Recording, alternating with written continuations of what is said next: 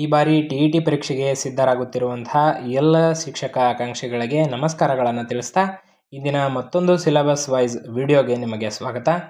ಕಳೆದ ಒಂದು ವಿಡಿಯೋಗಳಲ್ಲಿ ನಾವು ನಂಬರ್ ಸಿಸ್ಟಮ್, ಮೇಲ್ಮೈ ವಿಸ್ತೀರ್ಣಗಳು ಮತ್ತು ಘಾತಾಂಕಗಳು, ಭಿನ್ನರಾಶಿಗಳು ಹೀಗೆ ಹಲವಾರು ಸಿಲೆಬಸ್ ವೈಸ್ ಕ್ಲಾಸಸನ್ನು ಮಾಡಿದ್ದೀವಿ. ಅದರ ವಿಡಿಯೋವನ್ನು ಕೂಡ ನಮ್ಮ ಚಾನಲ್ನಲ್ಲಿ ಅಪ್ಲೋಡ್ ಕೂಡ ಮಾಡಲಾಗಿದೆ. ಬರೀ ಕಾನ್ಸೆಪ್ಟ್ ವೈಸ್ ವಿಡಿಯೋಗಳಲ್ಲ, ಅವುಗಳಲ್ಲಿ ನಾವು ಮಾಡೆಲ್ ಕ್ವಶನ್ ಪೇಪರ್ನಲ್ಲಿರುವಂತಹ ಕ್ವಶನ್ಸ್ಗಳನ್ನು ಸೇರಿಸಿದ್ದೇವೆ. ಕಳೆದ ವರ್ಷದ ಟಿ ಪರೀಕ್ಷೆಗಳಲ್ಲಿ ಕೇಳಲಾದಂತಹ ಎಲ್ಲ ಪ್ರಶ್ನೆಗಳನ್ನು ಕೂಡ ಅದರಲ್ಲಿ ಸೇರಿಸಿ ವಿಡಿಯೋಗಳನ್ನು ಮಾಡಿದ್ದೇವೆ. ಆದಷ್ಟು ಹೆಚ್ಚಿನ ಮಾಹಿತಿಗಳು ನಮ್ಮ ಶಿಕ್ಷಕ ಆಕಾಂಕ್ಷಿಗಳಿಗೆ ತಲುಪಲಿ ಅನ್ನುವ ಉದ್ದೇಶಕ್ಕಾಗಿ ಸಾಕಷ್ಟು ಮಾಹಿತಿಗಳನ್ನು ಅನೇಕ ಮೂಲಗಳಿಂದ ಕಲೆ ಹಾಕ್ತಾ ಇದ್ದೇವೆ.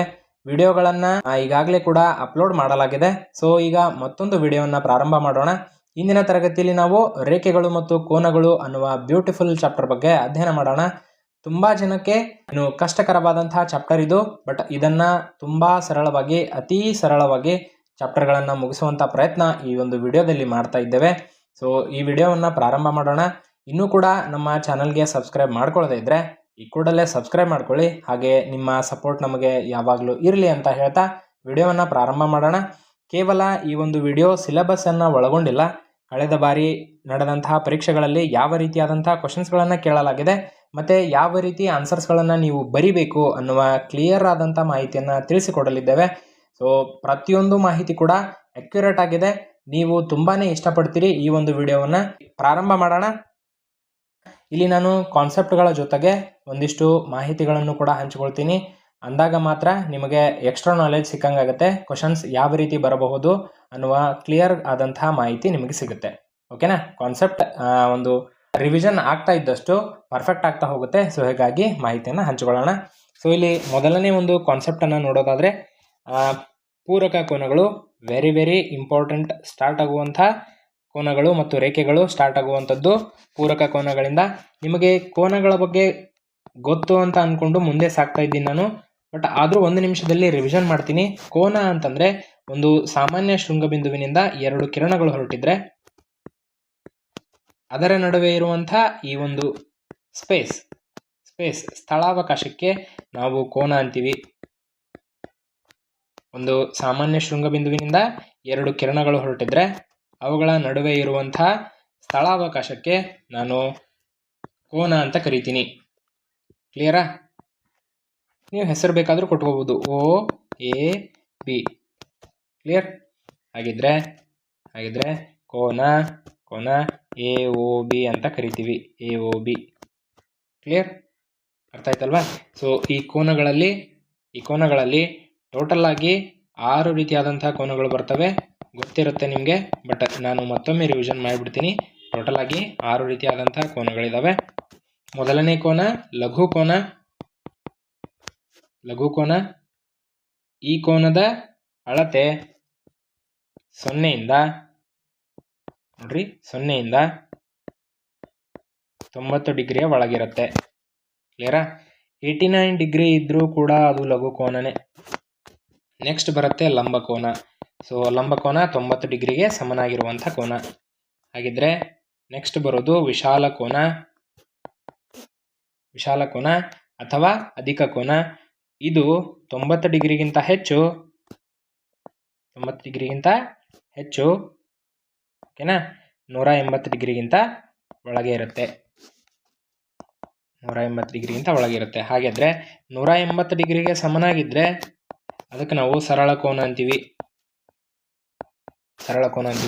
ಉದಾಹರಣೆಗೆ ಒಂದು ಸರಳ ರೇಖೆ ಇದ್ದರೆ ಇಲ್ಲೊಂದು ಶೃಂಗಬಿಂದು ಇದ್ದರೆ ಇಲ್ಲಿಂದ ಇಲ್ಲಿವರೆಗೂ ಇರುವಂಥ ಕೋನ 180 ಆಗಿರುತ್ತೆ. ಹಾಗಾದರೆ ಒಂದು ಸರಳ ರೇಖೆ ಹೊಂದಿರುವಂಥ ಕೋನ 180 ಡಿಗ್ರಿ. ನೆನ್ಪಿಟ್ಕೋಬೇಕು, ತುಂಬಾ ಇಂಪಾರ್ಟೆಂಟ್ ಆದಂತಹ ಒಂದು ಕೋನ ಸರಳ ಕೋನ. ಇನ್ನು ನೆಕ್ಸ್ಟ್ ಬರುತ್ತೆ ಸರಳಾಧಿಕ ಕೋನ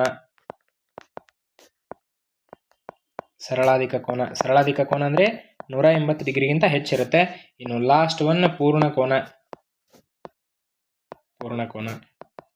360 ಡಿಗ್ರಿ. ಕ್ಲಿಯರ್? ಸೊ ಇಲ್ಲಿ ಪೇಪರ್ 1 ಮತ್ತು ಪೇಪರ್ 2ಗೆ ಸಂಬಂಧಿಸಿದಂತಹ ಮಾಹಿತಿಯನ್ನು ಹಂಚಿಕೊಳ್ತಾ ಇದ್ದೀವಿ. ಈ ಒಂದು ರೇಖೆಗಳು ಮತ್ತು ಕೋನಗಳು ಎರಡೂ ಒಂದು ಪೇಪರ್ಗಳಲ್ಲೂ ಕೂಡ, ಪತ್ರಿಕೆಗಳಲ್ಲೂ ಕೂಡ ಕೇಳಲಾಗುತ್ತೆ. ಸೊ ನೆನ್ಪಿಟ್ಕೋಬೇಕು. ಸೊ 6 ರೀತಿಯಾದಂತಹ ಕೋನಗಳಿದ್ದಾವೆ. ಸೊ ಇಲ್ಲಿ ಇಂಗ್ಲೀಷ್ ಮೀಡಿಯಮಲ್ಲೂ ಕೂಡ ತಿಳಿಸ್ರಿ ಅಂತ ಹೇಳ್ತಾ ಇದ್ದೀರಿ. ಸೊ ಕೆಲವೊಂದಿಷ್ಟು ವರ್ಡ್ಸನ್ನು ನಾನು ಇಂಗ್ಲೀಷಲ್ಲೂ ಕೂಡ ಹೇಳ್ತೀನಿ. ಕ್ಲಿಯರಾ? ಇಲ್ಲಿ ಮೀಡಿಯಮ್ ಮ್ಯಾಟ್ರ್ ಆಗಲ್ಲ, ಪದೇ ಪದೇ ಹೇಳ್ತಾ ಇರ್ತೀವಿ. ಮೀಡಿಯಮ್ ಮ್ಯಾಟ್ರ್ ಆಗಲ್ಲ ಮ್ಯಾಥ್ಸಲ್ಲಿ. ಕನ್ನಡ ಇರಲಿ, ಇಂಗ್ಲೀಷ್ ಇರಲಿ, ಯಾವುದೇ ಭಾಷೆ ಇದ್ದರೂ ಕೂಡ ಇಲ್ಲಿ ಮ್ಯಾಥ್ಸನ್ನು ಅಂಡರ್ಸ್ಟ್ಯಾಂಡ್ ಮಾಡ್ಕೋಬೋದು. ಓಕೆನಾ? ಗಣಿತವೇ ಒಂದು ಭಾಷೆ ಆಗಿರುತ್ತೆ. ಓಕೆನಾ? ಗಣಿತವೇ ಒಂದು ಭಾಷೆ. ಸೊ ಇದನ್ನು ಅರ್ಥ ಮಾಡ್ಕೊಂಡವ್ರಿಗೆ ತುಂಬಾ ಈಸಿ ಆಗುತ್ತೆ. ಮೀಡಿಯಮ್ ಮ್ಯಾಟ್ರ್ ಆಗಲ್ಲ. ಓಕೆನಾ? ಇವು ಸಿಂಪಲ್ ಟರ್ಮ್ಸ್ ಗೊತ್ತಿರುತ್ತೆ ಅಂದ್ಕೊಂಡಿದ್ದೀನಿ. ಬಟ್ ಮುಂದೆ ಬರುವಂಥ ಎಲ್ಲದಕ್ಕೂ ನಾನು ಇಂಗ್ಲೀಷ್ ಟರ್ಮ್ಸನ್ನು ಕೊಡ್ತಾ ಹೋಗ್ತೀನಿ. ಸರಿ, ಓಕೆ ನೋಡ್ರಿ. ಸೊ ಆ ರೀತಿ ಕೋನಗಳಾದ ಮೇಲೆ ನೀವು ಕೆಲವೊಂದಿಷ್ಟು ಇಂಪಾರ್ಟೆಂಟ್ ಆದಂತಹ ಕೋನಗಳನ್ನು, ವಿಶೇಷವಾದಂತಹ ಕೋನಗಳನ್ನು ಕಲಿಬೇಕಾಗತ್ತೆ. ಅದರಲ್ಲಿ ಮೊದಲನೆಯದ್ದು ಪೂರಕ ಕೋನಗಳು. ಪೂರಕ ಕೋನಗಳು ಅಂತಂದರೆ ಎರಡು ಕೋನಗಳ ಅಳತೆಯ ಮೊತ್ತವು 90 ಡಿಗ್ರಿ ಆಗಿದ್ದರೆ ಆ ಕೋನಗಳನ್ನು ಪೂರಕ ಕೋನಗಳು ಅಂತೀವಿ. ಈಗ ಉದಾಹರಣೆಗೆ ಒಂದು ಕೋನ 30 ಇದ್ದರೆ ಇನ್ನೊಂದು 60 ಇರಬೇಕು. ಹಾಗಿದ್ರೆ ಇವೆರಡೂ ಸೇರಿಸಿದ್ರೆ 90 ಡಿಗ್ರಿ ಆಗುತ್ತೆ. ನೋಡ್ರಿ, 90ಕ್ಕೆ ಸಮನಾದಂತಹ ಕೋನಗಳನ್ನು ನಾವು ಈ ಎರಡೂ ಕೋನಗಳನ್ನು ಪೂರಕ ಕೋನಗಳು ಅಂತೀನಿ. ಪೂರಕ ಕೋನ ಅಂತೀನಿ. ಉದಾಹರಣೆಗೆ 45 ಡಿಗ್ರಿಯ ಪೂರಕ ಕೋನ ಯಾವ್ದು ಹೇಳ್ರಿ? 45 ಡಿಗ್ರಿಯ ಪೂರಕ ಕೋನ 90 ಆಗಬೇಕು. ಆಲ್ರೆಡಿ 45 ಇದೆ ಅಂದರೆ ಇನ್ನು 45 ಅಷ್ಟೇ. ಕ್ಲಿಯರಾ? ಮತ್ತೊಂದು ಉದಾಹರಣೆ ತಗೊಳ್ಳೋಣ. 80 ಡಿಗ್ರಿಯ ಪೂರಕ ಕೋನ ಯಾವುದು?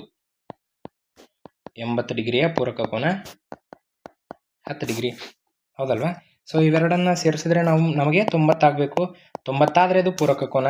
ಇಲ್ಲಿ ಡೈಗ್ರಾಮ್ ಮೂಲಕ ಅರ್ಥ ಮಾಡಿಸುವಂಥ ಕೆಲಸ ಮಾಡ್ತಾ ಇದ್ದಾರೆ. ಸೊ ಇಲ್ಲಿ ನೋಡ್ಬೋದು ನೀವು, ಆ ಒಂದು ರೇಖೆ ಇದೆ, ಇನ್ನೊಂದು ರೇಖೆ ಇದೆ. ಓಕೆನಾ? ರೇಖೆ ಇದೆ. ಕ್ಲಿಯರಾ? ಸೊ ಈಗ ಇದರ ಮಧ್ಯದಲ್ಲಿ ನಾನು ಒಂದು ರೇಖೆಯನ್ನು ಎಳಿತೀನಿ. ಕ್ಲಿಯರ್? ಹಾಗಿದ್ರೆ ಈ ಒಂದು ಭಾಗವನ್ನು ನಾನು 2 ಭಾಗ ಮಾಡ್ತಾ ಇದ್ದೀನಿ ಅಂದಂಗೆ. ಕ್ಲಿಯರಾ? 2 ಭಾಗ ಯಾವ್ಯಾವುದು? ಈ ಕಡೆ ಒಂದು ಭಾಗ, ಈ ಕಡೆ ಒಂದು ಭಾಗ. ಹಾಗಿದ್ರೆ 2 ಸ್ಥಳಾವಕಾಶ ನಮ್ಗೆ ಸಿಗ್ತಾ ಇದೆ ಅಂದರೆ 2 ಕೋನಗಳು ಉಂಟಾಗ್ತಾ ಇದ್ದಾವೆ ಅಂದಂಗೆ. ಇವುಗಳ ಒಂದು ಬೆಲೆಗಳು ಅಥವಾ ಮೊತ್ತ 90ಕ್ಕೆ ಸಮ ಆಗಿದ್ರೆ ಇವೆರಡೂ ಕೋನಗಳು ಪೂರಕ ಕೋನಗಳಾಗಿರ್ತವೆ. ಈಗ ನಾನು ಒಂದು ಉದಾಹರಣೆ ತಗೊಳ್ತೀನಿ.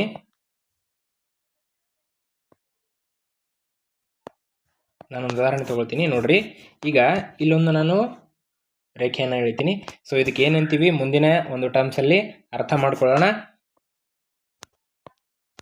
ಈಗ ಇದು 80 ಇದೆ, ಇದು 20 ಇದೆ ಅಂತ ಅನ್ಕೊಳ್ಳೋಣ ಸುಮ್ಮನೆ. ಹಾಗಾದರೆ ಈ 80 + 20 ಎಷ್ಟಾಯಿತು? 100 ಆಯಿತು. ಹಾಗಾದರೆ ಈ 100 ಆದರೆ ಇದು ಪೂರಕ ಕೋನನ ಅಲ್ಲ. ಸೊ ಅವ್ರು ಏನು ಹೇಳ್ತಾ ಇದ್ದಾರೆ? ಎರಡೂ ಕೋನಗಳನ್ನು ಸೇರಿಸಿದ್ರೆ 90 ಆಗಬೇಕು. 90ಕ್ಕಿಂತ ಹೆಚ್ಚಿನೂ ಆಗೋ ಆಗಿಲ್ಲ, ಕಡಿಮೆನೂ ಆಗೋ ಆಗಿಲ್ಲ. ಹಾಗೇನಾದರೂ ಆದರೆ ಅದಕ್ಕೆ ನಾವು ಪೂರಕ ಕೋನಗಳು ಅನ್ನಲ್ಲ. ಸೊ ಇದಕ್ಕೆ ಇಂಗ್ಲೀಷಲ್ಲಿ ನಾವು ಕಾಂಪ್ಲಿಮೆಂಟರಿ ಆ್ಯಂಗಲ್ಸ್ ಅಂತೀವಿ. Complementary angles. The sum should be is equal to 90 degree. Not less than, not greater than. Understand? Next. ಈ ಪೂರಕ ಕೋನಗಳಾಯಿತು. ನೆಕ್ಸ್ಟ್ ಹೋಗೋಣ ಪರಿಪೂರಕ ಕೋನಗಳು. ಈ ಪರಿಪೂರಕ ಕೋನಗಳಿಗೆ ಇಂಗ್ಲೀಷಲ್ಲಿ ಸಪ್ಲಿಮೆಂಟರಿ ಆ್ಯಂಗಲ್ಸ್ ಅಂತಾನೆ. ಸೊ ಈ ಪರಿಪೂರಕ ಕೋನಗಳಿಗೆ ಇನ್ನೊಂದು ಹೆಸರು ಕೂಡ ಇದೆ ಕನ್ನಡದಲ್ಲಿ, ಸಂಪೂರಕ ಕೋನಗಳು. ಪರಿಪೂರಕ ಕೋನಗಳ ಮೊತ್ತ 90ಕ್ಕೆ ಸಮನಾದರೆ ಪರಿಪೂರಕ ಅಥವಾ ಸಂಪೂರಕ ಕೋನಗಳ ಮೊತ್ತ 180ಕ್ಕೆ ಸಮ ಆಗಬೇಕು. ನೋಡ್ರಿ, ಎರಡು ಕೋನಗಳ ಅಳತೆಗಳ ಮೊತ್ತವು 180 ಆಗಿದ್ದರೆ ಆ ಕೋನಗಳನ್ನು ಪರಿಪೂರಕ ಕೋನಗಳು ಎನ್ನುವರು. ಎರಡು ಕೋನಗಳು ಪರಿಪೂರಕ ಕೋನಗಳಾಗಿದ್ದರೆ ಪ್ರತಿ ಕೋನವು ಇನ್ನೊಂದರ ಪರಿಪೂರಕವಾಗಿರುತ್ತದೆ. ಅಂದರೆ ಈಗ ನೀವು 30 ಅಂತ ತಗೊಂಡ್ರೆ ಇದರ ಪರಿಪೂರಕ ಕೋನ ಎಷ್ಟು ಹೇಳ್ರಿ? 150. ಕ್ಲಿಯರ್? ಇವೆರಡನ್ನ ಸೇರಿಸಿದ್ರೆ 180. ಹಾಗಿದ್ರೆ ಒಂದಕ್ಕೊಂದು ಪರಿಪೂರಕ ಆಗಿದ್ದಾವೆ. ಕ್ಲಿಯರ್? ಇನ್ನೊಂದು ತಗೊಳ್ಳೋಣ. ಇದು 100 ಇದ್ದರೆ ಇದು ಇನ್ನೊಂದು 80 ಇರಲೇಬೇಕು. ಅಂದಾಗ ನಾವು ಅದಕ್ಕೆ ಪರಿಪೂರಕ ಕೋನಗಳು ಅಂತೀವಿ.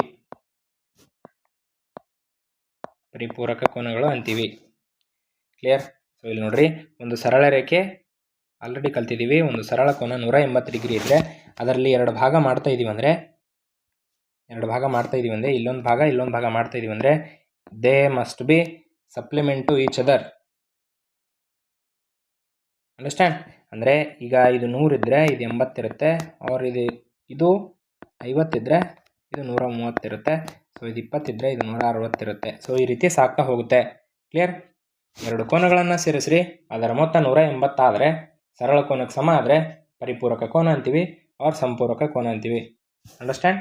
ನೆಕ್ಸ್ಟ್, ಸೊ ಇವು ತುಂಬಾ ಬ್ಯೂಟಿಫುಲ್ ಆಗಿರುತ್ತೆ. ಒಮ್ಮೆ ತಿಳ್ಕೊಂಡ್ಬಿಟ್ರೆ ಎಲ್ಲ ರೀತಿಯಾದಂತಹ ಕೋನಗಳ ಬೆಲೆಗಳನ್ನು ತುಂಬ ಈಸಿಯಾಗಿ ಕಂಡುಹಿಡಿತೀರಿ. No problem. ನೆಕ್ಸ್ಟ್ ಬರೋಣ ಶೃಂಗಾಭಿಮುಖ ಕೋನಗಳು. ಶೃಂಗಾಭಿಮುಖ ಕೋನಗಳು, ಓಕೆನಾ? ಇದಕ್ಕೆ ನಾವು ವರ್ಟಿಕಲಿ ಅಪೋಸಿಟ್ ಆ್ಯಂಗಲ್ಸ್ ಅಂತೀವಿ. ವರ್ಟಿಕಲಿ ಅಪೋಸಿಟ್ ಆ್ಯಂಗಲ್ಸ್ ಅಥವಾ ವರ್ಟೈಸ್ ಆ್ಯಂಗಲ್ಸ್ ಅಂತೀವಿ. ಅದನ್ನು ಜಾಸ್ತಿ ಬಳಸಲ್ಲ, ವರ್ಟಿಕಲಿ ಅಪೋಸಿಟ್ ಆ್ಯಂಗಲ್ಸ್ ಅಂತ ನಾವು ಜಾಸ್ತಿ ಕರಿತೀವಿ. ಸೊ ಏನು ಹೇಳ್ತಾರೆ ನೋಡ್ರಿ, ಎರಡು ರೇಖೆಗಳು ಪರಸ್ಪರ ಛೇದಿಸಿದಾಗ ಉಂಟಾಗುವ ಕೋನಗಳನ್ನು ಶೃಂಗಾಭಿಮುಖ ಕೋನಗಳು ಎನ್ನುತ್ತೇವೆ. ಶೃಂಗಾಭಿಮುಖ ಕೋನಗಳು ಅಳತೆಯಲ್ಲಿ ಪರಸ್ಪರ ಸಮವಿರುತ್ತವೆ.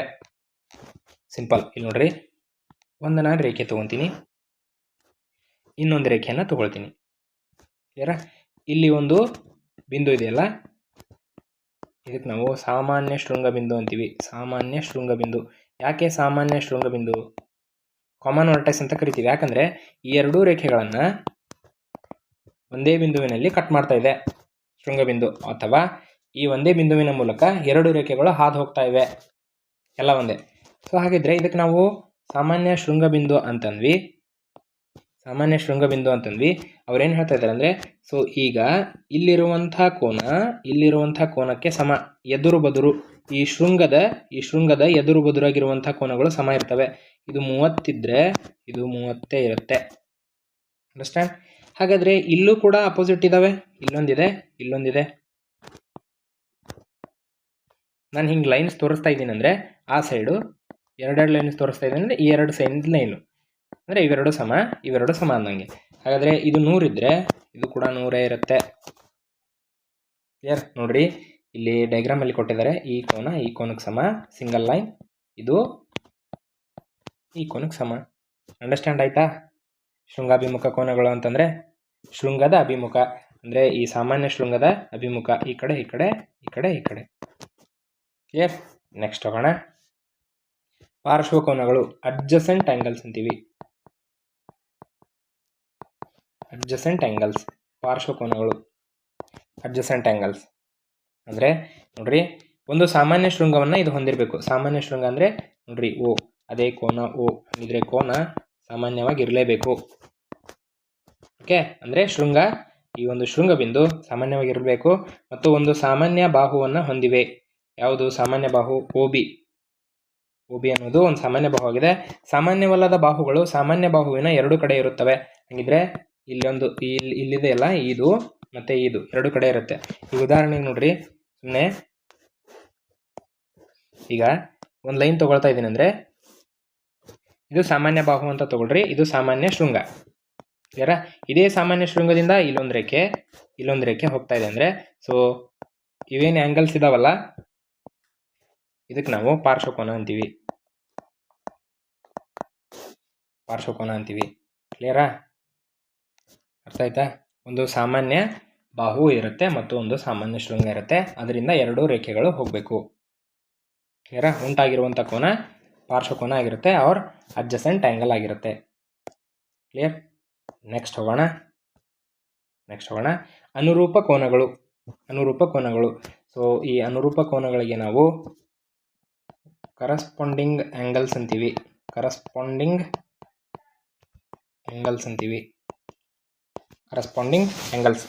ಬೇರೆ ಬೇರೆ ಶೃಂಗಗಳನ್ನು ಹೊಂದಿದೆ. ಛೇದಕದ ಒಂದೇ ಪಾರ್ಶ್ವದಲ್ಲಿ ಇರುತ್ತವೆ. ಅವು ಎರಡು ರೇಖೆಗಳಿಗೆ ಸಂಬಂಧಿಸಿದಂತೆ ಅನುರೂಪ ಸ್ಥಾನದಲ್ಲಿರುತ್ತವೆ, ಮೇಲೆ ಕೆಳಗೆ ಎಡಬಲ. ಸೊ ಇದನ್ನು ಅರ್ಥ ಮಾಡ್ಕೊಳ್ಳೋಣ. ಏನಂದರೆ ಸಿಂಪಲ್ ನೋಡ್ರಿ, ಈಗ ನಾನು ಒಂದು ರೇಖೆಯನ್ನು ತೆಗಿತೀನಿ, ಇನ್ನೊಂದು ರೇಖೆಯನ್ನು ತೆಗಿತೀನಿ. ಓಕೆನಾ? ಇವೆರಡು ರೇಖೆಗಳು ಸಮಾಂತರ ಇದ್ದಾವೆ. ಕ್ಲಿಯರಾ? ಈಗ ಈ ಎರಡು ರೇಖೆಗಳನ್ನು ಕಟ್ ಮಾಡುವಂಥ ಮತ್ತೊಂದು ರೇಖೆಯನ್ನು ತಗೊಳ್ತೀನಿ. ಕ್ಲಿಯರ್? ಈಗ ತಗೊಳ್ತಾ ಇದ್ದೀನಿ ಅಂತಂದರೆ ನೋಡ್ರಿ, ಇಲ್ಲಿ ಏನು ಉಂಟಾಗಿದೆ ಅಲ್ಲ ಕೋನ, ಒಂದೇ ಸೈಡ್, ಈ ಕೋನಕ್ಕೆ ಸಮ ಇರುತ್ತೆ ಅಂತ ಹೇಳ್ತಾ ಇದ್ದಾರೆ. ಸೊ ಹಿಂಗಿದ್ರೆ ಅದು ಅನುರೂಪ ಕೋನ. ಸೊ ಸೂಚಿಸುವಂಥ ಅಕ್ಷರ ಎಫ್ ನೋಡ್ರಿ, ಎಫ್ ಇದ್ದಂಗಿದೆನಾ? ಇದು ಇಲ್ಲಿ, ಇದು ಮತ್ತೆ. ಕ್ಲಿಯರ್? ಹೌದಲ್ವಾ? ಸೊ ಈಗ ಮತ್ತೊಂದು ಎಫ್ ಬರುತ್ತೆ. ಯಾವ ಸೈಡ್ ನೋಡ್ರಿ, ಅನುರೂಪ ಕೋನಗಳು. ಈ ಕೋನಕ್ಕೆ ಸಮ. ಹಂಗಿದ್ರೆ ಹೇಳ್ತಾ ಇದ್ದಾರೆ ಅವರು, ಕೋನ 1 ಡೈಗ್ರಾಮ್ ನೋಡ್ರಿ, ಕೋನ 1 ಕೋನ 5ಕ್ಕೆ ಸಮ. ಕ್ಲಿಯರಾ? ಸೊ 3, 7, 2, 6, 4, 8 ಅಂದರೆ ಪೊಸಿಷನ್ ನಂಬರ್ಸ್ ಕೊಟ್ಟಿದ್ದಾರೆ. ಸೊ ಆ ರೀತಿ ಹೇಳ್ತಾ ಹೋಗ್ತಾ ಇದ್ದಾರೆ. ಇದು ಅರ್ಥ ಆಯ್ತಾ? ಕ್ಲಿಯರ್? ಸೊ ಈಗ ನೋಡೋಣ, ನೋಡೋಣ.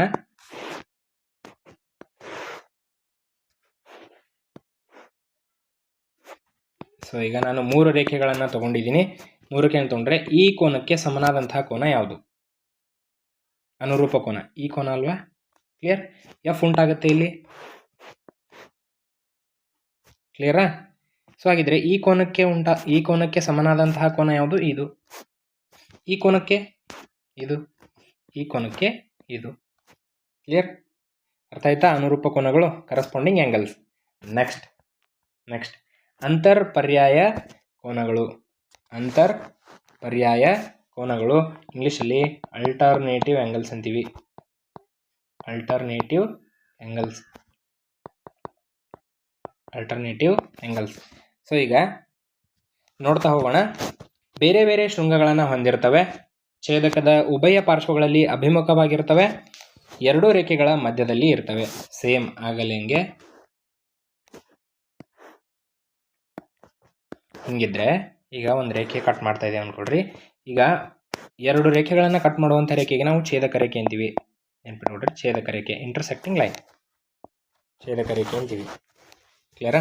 ಈಗ ಇಲ್ಲಿ ಇದು ಸಮ ಇದ್ದರೆ ಇದಕ್ಕೆ ನಾವು ಅನುರೂಪ ಅಂದ್ಬಿಟ್ವಿ. ಕ್ಲಿಯರಾ? ಪರ್ಯಾಯ ಅಂದರೆ ಏನಂದರೆ ಝಡ್ ಆಕಾರ ಉಂಟಾಗಬೇಕು. ನೋಡ್ರಿ, ಈ ರೀತಿ ಝಡ್ ಆಕಾರ ಉಂಟಾಗಬೇಕು. ಝಡ್ ಆಕಾರ ಉಂಟಾದಾಗ ಇಲ್ಲಿ ಒಳಗಿರ್ತಾವಲ್ಲ ಕೋನಗಳು, ಇವೆರಡು ಕೋನಗಳು ಸಮ. ಅಂದರೆ ಇದು 30 ಆಗಿದ್ರೆ ಈ ಒಳಗಿಂದು 30 ಆಗಿರುತ್ತೆ. ಕ್ಲಿಯರಾ? ಝಡ್ ಆಕಾರ ಸೂಚಿಸಬೇಕು. ಈ ರೀತಿ ಝಡ್ ಆಕಾರ ಸೂಚಿಸಬೇಕು. ಸೂಚಿಸಿದಾಗ ಒಳಗಿರುವಂಥ ಕೋನ, ಇಲ್ಲಿ ಒಳಗಿರುತ್ತಲ್ಲ ಈ ಕೋನ, ಇವೆರಡು ಕೋನಗಳು ಸಮ ಇರ್ತವೆ. ಕ್ಲಿಯರಾ? ಎಕ್ಸಾಂಪಲನ್ನು ಬಿಡಿಸಿದಾಗ ತುಂಬಾ ಕ್ಲಿಯರಾಗಿ ಅರ್ಥ ಆಗುತ್ತೆ. ಬಟ್ ಬಿಫೋರ್ ಇದನ್ನು ತಿಳ್ಕೊಳ್ರಿ. ಕ್ಲಿಯರಾ? ಸರಿ, ಹಾಗಾದರೆ ಇಲ್ಲೋ ಒಂದು ಝಡ್ ಉಂಟಾಗಿದೆ. ಈ ಕೋನಕ್ಕೆ ಸಮ. ಇದು 50 ಇದ್ದರೆ ಇದು 50 ಇರುತ್ತೆ. ಹಿಂಗೆ. ಕ್ಲಿಯರ್? ಅಂಡರ್ಸ್ಟ್ಯಾಂಡ್? ಸುಮ್ಮನೆ ನಾನು ವ್ಯಾಲ್ಯೂಸನ್ನು ತಿಳಿಸ್ತಾ ಇದ್ದೀನಿ, ಬಟ್ ಇದು ರಿಯಲ್ ವ್ಯಾಲ್ಯೂಸ್ ಅಲ್ಲ. ಓಕೆನಾ? ಸೊ ಹಂಗಂದರೆ ಅವ್ರು ನೋಡ್ರಿ, ಇಲ್ಲಿ ಝಡ್ ಉಂಟಾಗಿದೆ ಅಂದರೆ ಡೈಗ್ರಾಮಲ್ಲಿ ನೋಡ್ರಿ, ಇಲ್ಲಿ ಝಡ್ ಉಂಟಾಗಿದೆ ಅಂದರೆ ಇಲ್ಲಿ ಇದಾವಲ್ಲ ಕೋನ, ಈ ಕೋನಕ್ಕೆ ಸಮ. ಹಾಗಿದ್ರೆ 3 ಮತ್ತು 6 ಪರ್ಯಾಯ ಕೋನಗಳು, 5 ಮತ್ತು 4 ಅಂದರೆ 5, ಇದು 4. ಸೊ 5 ಮತ್ತು 4 ಪರ್ಯಾಯ ಕೋನಗಳು, ಆಲ್ಟರ್ನೇಟಿವ್ ಆ್ಯಂಗಲ್ಸ್. ಕ್ಲಿಯರ್? ಅಂಡರ್ಸ್ಟ್ಯಾಂಡ್ ಆಯ್ತಾ? ಝಡ್ ಆಕಾರ ಉಂಟಾಗಬೇಕು. ಎಫ್ ಉಂಟಾದರೆ ಏನಂತೀವಿ? ಅನುರೂಪ. ಝಡ್ ಉಂಟಾದರೆ ಪರ್ಯಾಯ. ಓಕೆ, ಸೊ ಹಾಗೆ ಬರುತ್ತೆ ಡೈಗ್ರಾಮಲ್ಲಿ, ನೀವೇ ನೋಡ್ತೀರಿ, ಈಸಿಯಾಗಿ ಅಂಡರ್ಸ್ಟ್ಯಾಂಡ್ ಆಗುತ್ತೆ. ಓಕೆನಾ?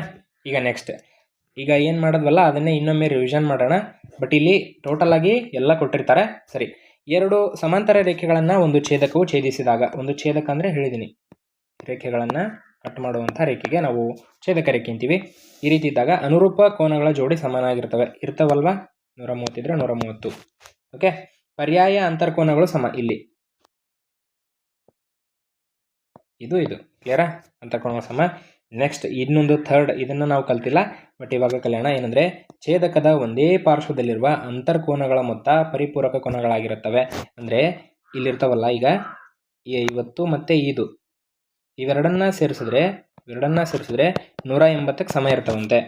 ಈಗ ಇದನ್ನು ನೋಡ್ರಿ, ಈಗೇನಾದರೂ ನಾನು ಇದನ್ನು 50 ಅಂತ ತೊಗೊಳ್ತೀನಿ, ಇದನ್ನು 130 ಅಂತ ತೊಗೊಳ್ತೀನಿ. ಯಾಕಂದರೆ ಇದು ಝಡ್ ಉಂಟಾಗುತ್ತಲ್ವ, ಇಲ್ಲಿ ಪರ್ಯಾಯ ಕೋನ ಅಲ್ವಾ?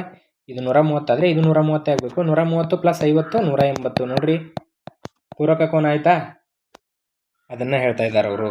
ಹಾಗಿದ್ರೆ ಈ ರೀತಿಯಾದಂಥ 2 ರೇಖೆಗಳಿದ್ದು ಅದನ್ನು ಛೇದಕ ರೇಖೆ ಕಟ್ ಮಾಡ್ತಾ ಇದ್ರೆ ಅವುಗಳ ಪಾರ್ಶ್ವಕೋನಗಳು, ಅಂತರ್ಕೋನಗಳು, ಅಂತರ್ ಅಂದರೆ ಇನ್ನರ್ ಆ್ಯಂಗಲ್ಸ್, ಇಂಟೀರಿಯರ್ ಆ್ಯಂಗಲ್ಸ್, ಇವುಗಳು 180ಕ್ಕೆ ಸಮ ಇರ್ತವೆ ಕೂಡಿಸಿದ್ರೆ. ಅರ್ಥ ಆಯ್ತಾ? ನೆಕ್ಸ್ಟ್ ತ್ರಿಭುಜದ ಬಾಹ್ಯ ಗುಣ ಮತ್ತು ಅದರ ಗುಣ. ನೋಡ್ರಿ, ತ್ರಿಭುಜದ ಬಾಹ್ಯ ಕೋನವು ಅದರ ಅಂತರಾಭಿಮುಖ ಕೋನಗಳ ಮೊತ್ತಕ್ಕೆ ಸಮನಾಗಿರುತ್ತದೆ. ಅಂದರೆ ಈಗ ಹೊರಗಿರುತ್ತಲ್ಲ ಬಾಹ್ಯ ಕೋನ ಅಂದರೆ ಇದು ಎಕ್ಸ್ಟೀರಿಯರ್ ಆ್ಯಂಗಲ್, ಇಲ್ಲಿರುತ್ತಲ್ವ ಟ್ರಯಾಂಗಲ್ ಎಕ್ಸ್ಟೀರಿಯರ್ ಫಾರ್ಮುಲಾ ಅಥವಾ ಥಿಯರಮ್ ಅಂತ ಕರಿತೀವಿ. ಇವೆರಡನ್ನ ಸೇರಿಸಿದ್ರೆ ಇವೆರಡನ್ನ ಸೇರಿಸಿದ್ರೆ ಸಮ ಇರುತ್ತೆ. ನೋಡ್ರಿ, ಬೇಕಂದರೆ 72ಕ್ಕೆ 53 ಸೇರಿಸ್ರಿ. 7 5 12 125 ಬಂತು. ಕ್ಲಿಯರ್ ಆಯ್ತಾ? ಸೊ ಹಾಗಾದರೆ ಇವಾಗ ಒಂದು ಎಕ್ಸಾಂಪಲನ್ನು ತೊಗೊಳ್ತೀನಿ ನಾನು. ಸೊ ಇದು ಎಕ್ಸಾಂಪಲ್ ತೊಗೊಳ್ತೀನಿ. ಇಲ್ಲಿ 110 ತೊಗೊಳ್ತೀನಿ. 110 ತೊಗೊಳ್ತೀನಿ. ಇದು 20 ಇದ್ದರೆ ಇದು ಎಷ್ಟಿರುತ್ತೆ ಅಂದಂಗೆ ನೋಡ್ರಿ. ಸೊ ಹಾಗಾದರೆ ಇದೊಂದು ತ್ರಿಭುಜ, ಹೆಸರು ಕೊಟ್ಬಿಡೋಣ. ABC ಅನ್ನೋದೊಂದು ತ್ರಿಭುಜ. 110 ಅನ್ನೋದು ಬಾಹ್ಯ ಕೋನ ಆಯಿತು, ಎಕ್ಸ್ಟೀರಿಯರ್ ಆ್ಯಂಗಲ್ ಆಯಿತು. ಹಾಗಿದ್ರೆ ಏನು ಹೇಳ್ತಾ ಇದ್ದಾರೆ ಅವರು? ಇವೆರಡನ್ನ ಸೇರಿಸಿದ್ರೆ, ಇದನ್ನು ಸೇರಿಸಿದ್ರೆ ಹೊರಗಿಂದಕ್ಕೆ ಸಮ ಇರುತ್ತೆ. ಹಾಗಿದ್ರೆ 20, ಇದನ್ನು ಎಕ್ಸ್ ಅಂತ ತೊಗೊಳ್ತೀನಿ. 20 + x ಎಷ್ಟಕ್ಕೆ ಸಮ ಆಗಬೇಕು? 110ಕ್ಕೆ ಸಮ ಆಗಬೇಕು. ಹಾಗಿದ್ರೆ x = 110 - 20. x = 110ರಲ್ಲಿ 20 ಹೋದರೆ 90. ಹಾಗಿದ್ರೆ ಇದು 90 ಆಗಿರುತ್ತೆ. ಅರ್ಥ ಆಯ್ತಾ? ತ್ರಿಭುಜದ ಬಾಹ್ಯ ಕೋನಗಳ ಗುಣ. Right. Next, very important, most important, ಅತಿ ಹೆಚ್ಚು ರಿಪೀಟ್ ಆಗಿರುವಂಥ ಪ್ರಶ್ನೆಗೆ ಇದೊಂದೇ ಉತ್ತರ. ಓಕೆನಾ? ಕಾನ್ಸೆಪ್ಟ್ ಸಮದ್ವಿಬಾಹು ಕೋನ, ಸಮದ್ವಿಬಾಹುಗಳ ಕೋನ, ಈ ತ್ರಿಭುಜದ ಕೋನ. ಸೊ ಇಲ್ಲಿ ಸಿಂಪಲ್ ಆಗಿದೆ, ವೆರಿ ಸಿಂಪಲ್ ಆಗಿದೆ. ಏನು ಹೇಳ್ತಾರಂದರೆ, ಸಮದ್ವಿಬಾಹು ತ್ರಿಭುಜದಲ್ಲಿ ಸಮಬಾಹುಗಳಿಗೆ ಅಭಿಮುಖವಾದ ಪಾದಕೋನಗಳು ಸಮವಾಗಿರುತ್ತವೆ. ನೋಡಿರಿ, ಸಮದ್ವಿಬಾಹು ಅಂದರೆ ದ್ವಿ ಅಂದರೆ 2. ಹಾಗಿದ್ರೆ ಒಂದು ತ್ರಿಭುಜದಲ್ಲಿ ಎರಡು ಬಾಹುಗಳು ಸಮನಾಗಿರಬೇಕು. ಅದಕ್ಕೆ ನಾವು ಸಮದ್ವಿ ಅಂತೀವಿ. ದ್ವಿ ಅಂದರೆ ಎರಡು ಬಾಹುಗಳು ಸಮನಾಗಿರಬೇಕು. ಅವ್ರೇನು ಹೇಳ್ತಿದ್ದಾರೆ ಅಂದರೆ, ಈ ಬಾಹುವಿಗೆ ಎದುರಾಗಿರುವಂಥ ಕೋನ, ಈ ಬಾಹುಗೆ ಎದುರಾಗಿರುವಂಥ ಕೋನ, ಇವೆರಡೂ ಕೂಡ ಸಮನಾಗಿ ಇರ್ತವೆ. ಇದು 50 ಇದ್ದರೆ ಇದು ಕೂಡ 50 ಇರಲೇಬೇಕು. ಅಂಡರ್ಸ್ಟ್ಯಾಂಡ್? ಈಗ ಡಯಾಗ್ರಾಮನ್ನು ನೋಡೋಣ. 56 ಇದೆ ಅಂದರೆ ಇದು ಕೂಡ 56 ಇರಬೇಕು. ನೋಡ್ರಿ, ಕ್ಲಿಯರಾ?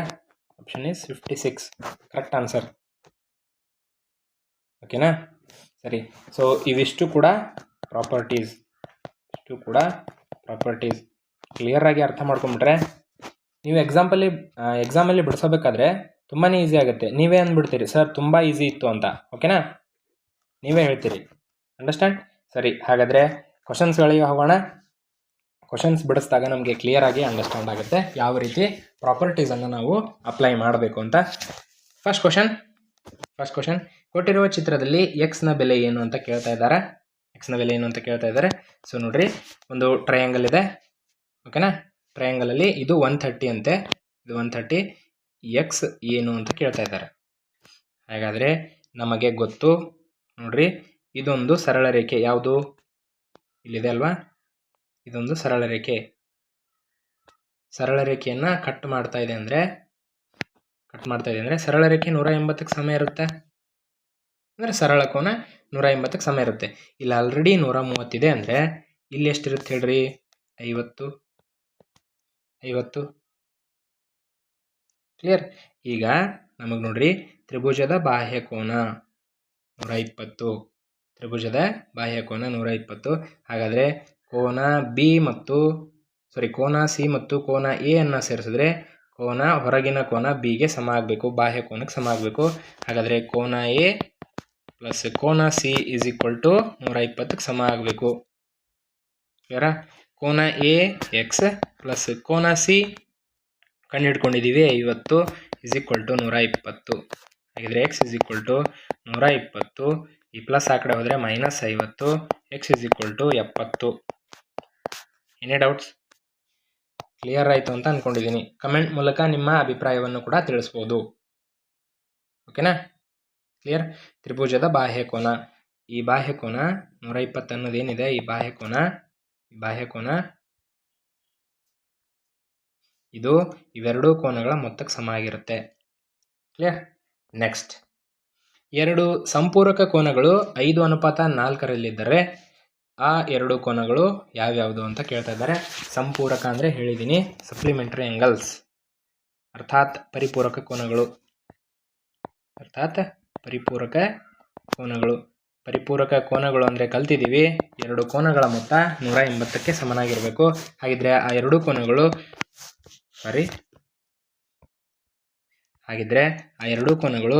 5:4ರಲ್ಲಿವೆ. ಇವು ಕರೆಕ್ಟ್ ಅಲ್ವಾ? ಇವುಗಳ ಮೊತ್ತ 180 ಆಗಬೇಕು. ಅಂದರೆ 5x + 4x = 180 ಅಂದಂಗೆ. ಇರಲ್ವಾ? ಸೊ ಹಾಗಾದರೆ ಇವೆರಡನ್ನು ನಾನು ಏನು ಮಾಡ್ತೀನಿ, ಕೂಡಿಸ್ತೀನಿ. 9x = 180, x = 180/9, x = 9 2 18 9 20. ಹಾಗಿದ್ರೆ x ಬೆಲೆ ಎಷ್ಟು ಬಂತು? 20 ಬಂತು. ಕ್ಲಿಯರಾ? ಹಾಗಾದರೆ ಕೋನಗಳನ್ನು ಕಂಡುಹಿಡಿಬೇಕಲ್ವಾ? 5x 4x. 5x x ಇದ್ದಲ್ಲಿ ನಾವು 20 ಹಾಕಿದ್ರೆ 520 ಆಗುತ್ತಾ? ನೋ. 5 × 20, 4 × 20, 520, 100 ಮತ್ತು 4 × 80. ನೋಡ್ರಿ, ಯಾವ್ದು option right? 2 is the right answer. ಪರಿಪೂರಕ ಅರ್ಥಾತ್ ಸಂಪೂರಕ. ಕ್ಲಿಯರ್? ನೆಕ್ಸ್ಟ್ ಕ್ವಶನ್ಗೆ ಬರೋಣ. ನೆಕ್ಸ್ಟ್ ಕ್ವಶನ್ ನೋಡ್ರಿ, ಕೊಟ್ಟಿರುವ ಚಿತ್ರದಲ್ಲಿ ಎಕ್ಸ್ನ ಬೆಲೆ ತುಂಬಾ ಈಸಿ ಆಗಿದೆ. ನೋಡ್ಬೋದು ಇಲ್ಲಿ, ಈ ಬಾಹುವಿಗೆ ಸಮ. ಸಮದ್ವಿಬಾಹು ತ್ರಿಭುಜ ಆಯ್ತು ಇದು. ಸಮದ್ವಿಬಾಹು ತ್ರಿಭುಜ ಅಂದರೆ ಅದರ ಎದುರಿಗೆ ಇರುವಂಥ ಕೋನಗಳು ಸಮ. ಈ ಬಾಹುಗೆ ಎದುರಿಗಿರುವಂಥ ಕೋನ ಇದು, ಈ ಬಾಹುಗೆ ಎದುರಾಗಿರುವಂಥ ಕೋನ ಇದು. ಹಾಗಿದ್ರೆ ಇದು 40 ಆಗಿದ್ರೆ ಇದು ಕೂಡ 40 ಆಗಿರುತ್ತಲ್ವ? ನೋಡ್ರಿ, ನಮಗೆ ತ್ರಿಭುಜದ ಒಳಕೋನಗಳ ಮೊತ್ತ ಗೊತ್ತು. ತ್ರಿಭುಜದ 3 ಒಳಕೋನಗಳನ್ನು ಸೇರಿಸಿದ್ರೆ 180ಕ್ಕೆ ಸಮ ಆಗಿರುತ್ತೆ. ಹಾಗಿದ್ರೆ ಇಲ್ಲಿ ಆಲ್ರೆಡಿ 40 ಇದೆ, ಇಲ್ಲೂ 40 ಇದೆ, ಅಂದರೆ 80 ಆಯಿತು. ಹಾಗಾದರೆ 80 ಪ್ಲಸ್ ಇದನ್ನು ನಾನು y ಅಂತ ತೊಗೊಳ್ತೀನಿ ಸುಮ್ಮನೆ. y = 180 ಅಂತ ಆಯಿತು. ಕ್ಲಿಯರಾ? ಇದು 40, ಇದು 40. ಹಾಗಾದರೆ y = 180 - 80, y = 100. ಕ್ಲಿಯರ್? y = 100 ಬಂತು. ಹಾಗಿದ್ರೆ ಇದು 100 ಬಂದರೆ ಇದೊಂದು ಸರಳ ಕೋನ. ಕ್ಲಿಯರಾ? ಪರಿಪೂರಕ ಕೋನಗಳು ಗೊತ್ತಿದೆ ನಮಗೆ. ಇದು 100 ಆದರೆ ಇದೆಷ್ಟು? 80. x ಬೆಲೆ 80. ಕ್ಲಿಯರ್? ಅಥವಾ ಇನ್ನೂ ಒಂದು ಮೆಥಡಲ್ಲಿ ಮಾಡ್ಬೋದು. ಏನಂದರೆ ನೋಡ್ರಿ, ಸಮದ್ವಿಬಾಹು ತ್ರಿಭುಜನ ಇದು 40 ಇದೆ ಅಂದರೆ ಇದು 40 ಬಂತಾ? ಕ್ಲಿಯರ್? ಇಲ್ಲಿ ಹೊರಗಿಂದು ತ್ರಿಭುಜದ ಬಾಹ್ಯಗುಣ ಏನು ಹೇಳುತ್ತೆ? ಇವೆರಡನ್ನ ಸೇರಿಸಿದ್ರೆ ಇದಕ್ಕೆ ಸಮ. 40 + 40 80. ಹೇಗಾದರೂ ಮಾಡ್ಬೋದು. ಓಕೆ, ಯಾವುದಾದ್ರೂ ಮೆಥಡ್ ಯೂಸ್ ಮಾಡಿರಿ, ಸಿಂಪಲ್. ನೆಕ್ಸ್ಟ್, ಕೊಟ್ಟಿರುವ ರೇಖಾಚಿತ್ರದಲ್ಲಿ ಎಕ್ಸ್ನ ಬೆಲೆ ಏನು? ಮತ್ತೆ ತ್ರಿಭುಜದ ಬಾಹ್ಯಗುಣ. ನೋಡ್ರಿ, ವೆರಿ ಇಂಪಾರ್ಟೆಂಟ್. ತ್ರಿಭುಜದ ಬಾಹ್ಯಗುಣ ಇಲ್ಲಿ 110 ಇದೆ ಅಂದರೆ ಇವೆರಡನ್ನ ಸೇರಿಸಿದ್ರೆ 110 ಆಗ್ಬೇಕು ನಮಗೆ. ಇಲ್ಲಿ ಆಲ್ರೆಡಿ 70 ಇದೆ, ಇನ್ನೆಷ್ಟು ಬೇಕು ಹೇಳ್ರಿ? 40.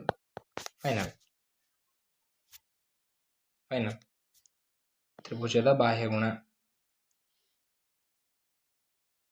ಓಕೆನಾ? ಸಿಂಪಲ್. ನೆಕ್ಸ್ಟ್, ದತ್ತ ಚಿತ್ರದಲ್ಲಿ L ಸಮಾನಾಂತರ M ಆದಾಗ ಥೀಟಾ ಬೆಲೆ ಏನು ಅಂತ ಕೇಳ್ತಾ ಇದ್ದಾನೆ. ಓಕೆನಾ? ದತ್ತ ಚಿತ್ರದಲ್ಲಿ L ಸಮಾನಾಂತರ M ಅಂದರೆ ಇದಕ್ಕೆ ಸಮಾನಾಂತರ ಇದು ಅಂದಂಗೆ. ಓಕೆನಾ? ಆದಾಗ ಥೀಟಾ ಬೆಲೆ ಏನು ಅಂತ ಕೇಳ್ತಾ ಇದ್ದಾನೆ. ಸೊ ಈಗ ಒಂದು ಕಾನ್ಸೆಪ್ಟ್ ಯೂಸ್ ಮಾಡೋಣ. ಏನಂದರೆ ಇದನ್ನು ಸ್ವಲ್ಪ ವೃದ್ಧಿಸ್ರಿ, ಅಂದರೆ ಎಕ್ಸ್ಟೆಂಡ್ ಮಾಡಿ. ಓಕೆನಾ? ಸೊ ಇವಾಗ ಎಕ್ಸ್ಟೆಂಡ್ ಮಾಡಿದಾಗ ನಮಗೆ ಗೊತ್ತಾಗುತ್ತೆ. ಇಲ್ಲಿ ನೋಡ್ರಿ, ಇದೊಂದು ಟೋಟಲ್ ರೇಖೆ ಆದಂಗೆ ಆಯಿತು. ಇದೊಂದು ಛೇದಕ ರೇಖೆ ಆಯಿತು. ಕ್ಲಿಯರ್ ಅಲ್ವಾ? ಛೇದಕ ರೇಖೆ ಆದರೆ ಅನುರೂಪ ಕೋನಗಳು ನಮ್ಗೆ ಹೇಳ್ತವೆ. ಏನಂತ? ಸೊ ಈ ಕೋನಕ್ಕೆ ಸಮ.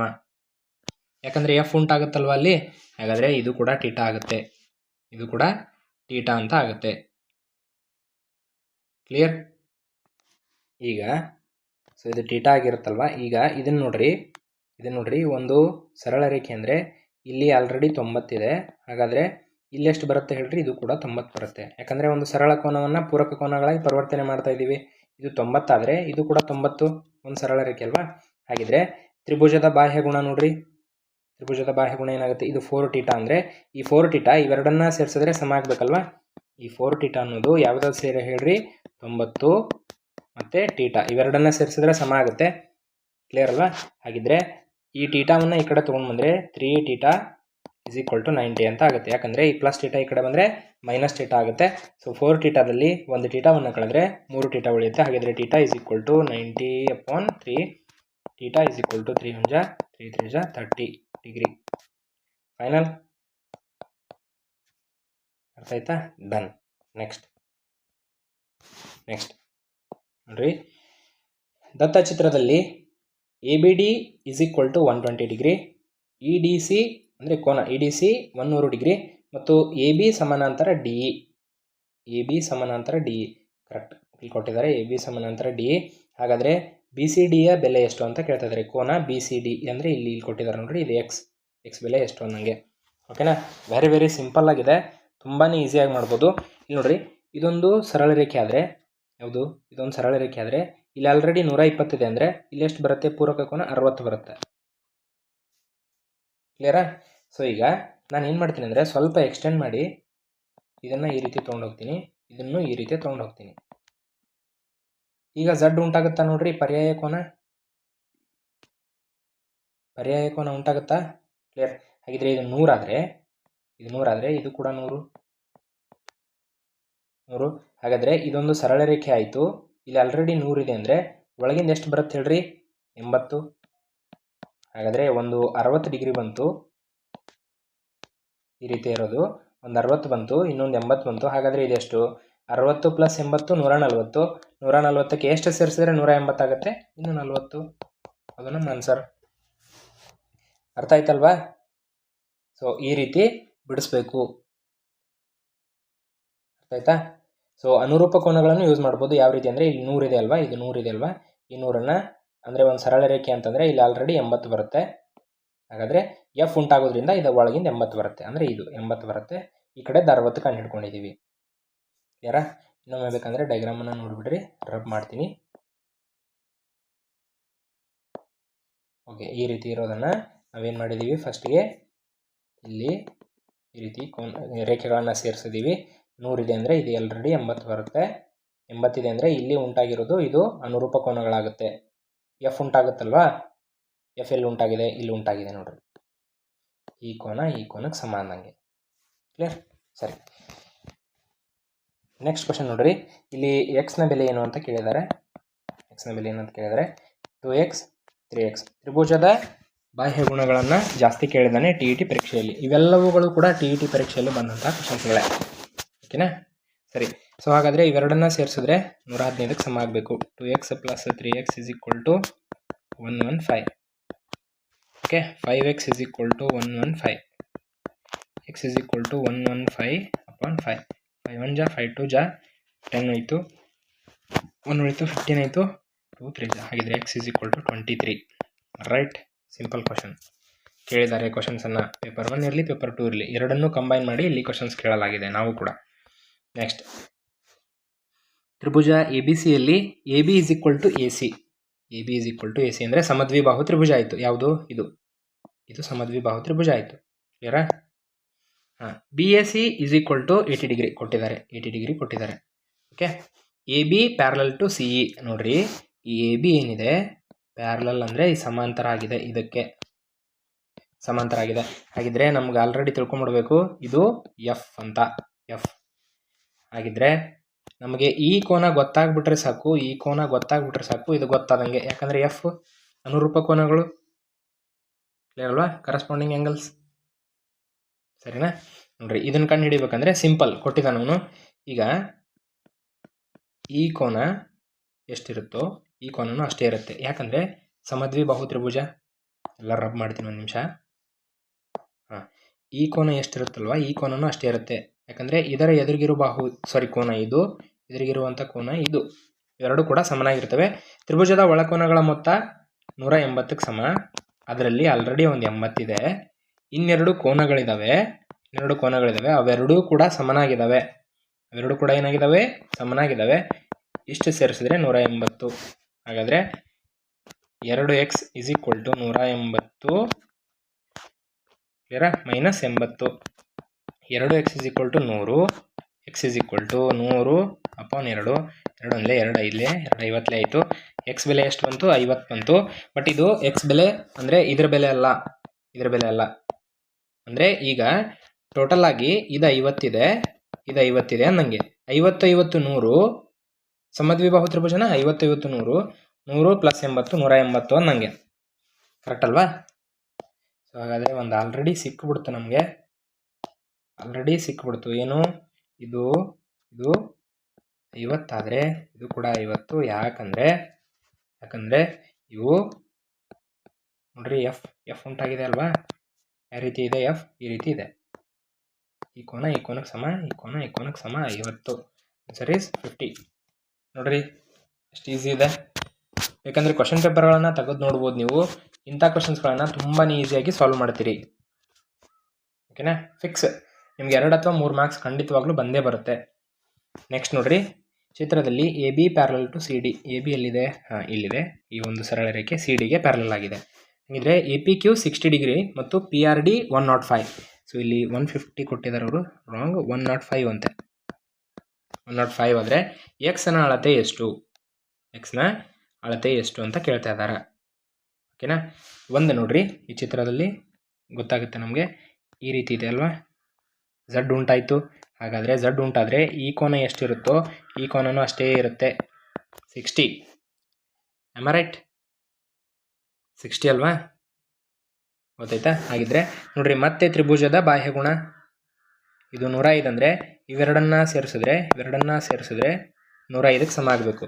X plus 60 is equal to 105 degree. X is equal to 105 degree minus 60. X is equal to 105 minus 60 ಅಂದರೆ 45. Simple, very simple. ಅವ್ರು ಇನ್ನೊಂದು ಮೆಥಡ್ ಮಾಡ್ಬೋದು. ಹೆಂಗೆ ಹೇಳ್ರಿ? ನೋಡ್ರಿ, 150 ಇದೆ ಅಲ್ವಾ?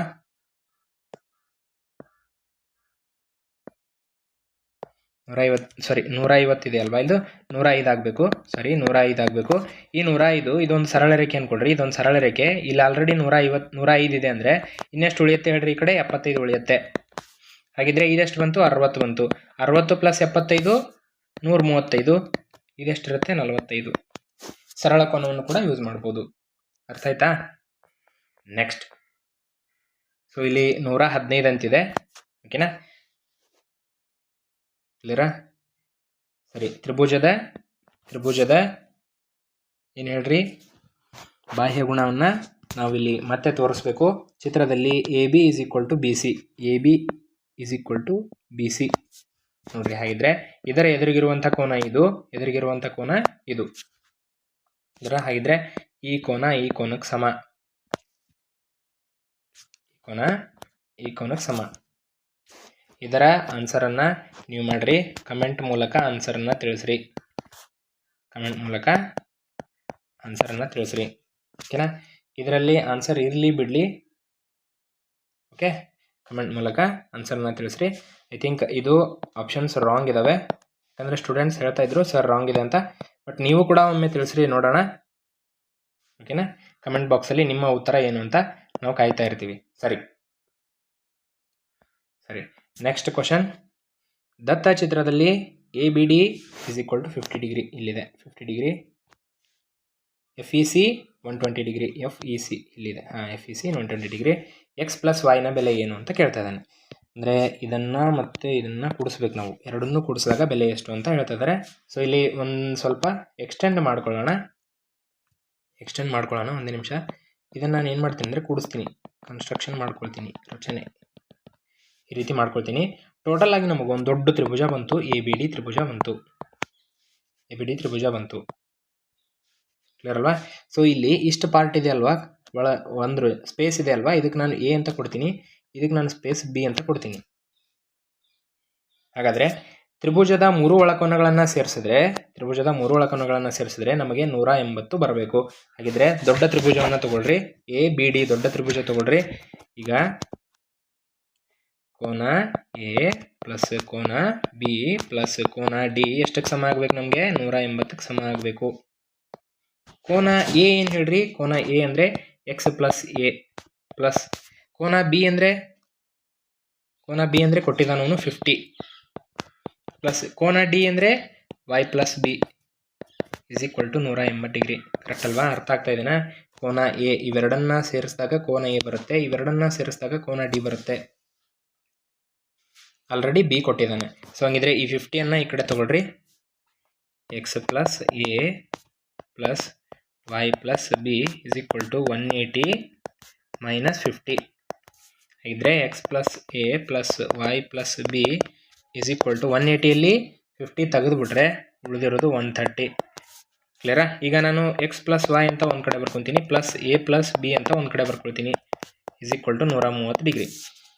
ಚೇಂಜ್ ಮಾಡಿದ್ದೀನಿ ಅಷ್ಟೇ, ಓಕೆನಾ? ಪ್ಲೇಸಸನ್ನು ಚೇಂಜ್ ಮಾಡಿದ್ದೀನಿ ವಿತೌಟ್ ಚೇಂಜಿಂಗ್ ದೇರ್ ಸೈನ್ಸ್.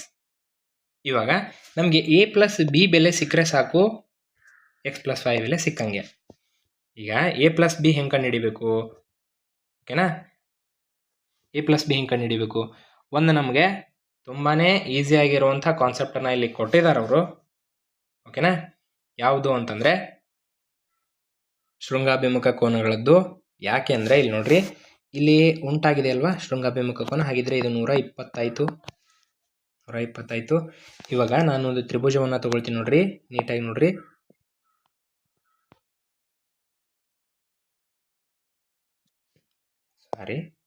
ಈ ರೀತಿ ತ್ರಿಭುಜ ತಗೊಂಡಿದ್ದೀನಿ.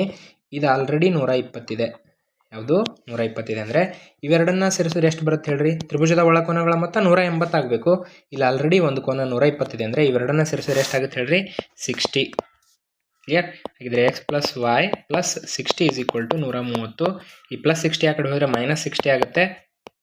130ರಲ್ಲಿ 60 ಕಳೆದ್ರೆ 70 ಇಸ್ ದಿ ರೈಟ್ ಆನ್ಸರ್.